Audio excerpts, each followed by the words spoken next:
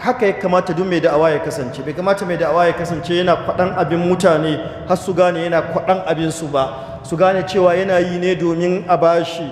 Wannan yana aukuwa ga mutane da yawa, amma tsakanin da Allah mafi yawan wannan abu ke aukuwa gare su ɗayan biyu ne, ko dai waɗanda karatu bai ratsa su bane, dama sun ɗaukai a matsayin wajen samun abin da za su ci ne, ko kuma wasu suna da karatun dole ce ta tirsasa su domin ba su da sana'a yi.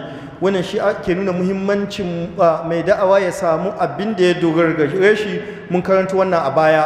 Sannan kuma wanda yake yana da abin komi karanta tai ya yi haƙuri da shi, Allah yana sa mai albarka. Shi ma wannan karatu mun yi shi a baya.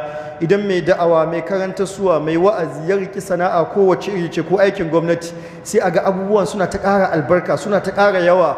Sai ya ga sauran colleagues ɗin shi ba su da irin abin da yake da, ba su rayuwa mai daɗi irin wanda yake yi. Saboda me? Saboda ya riƙe Allah, Allah ya sa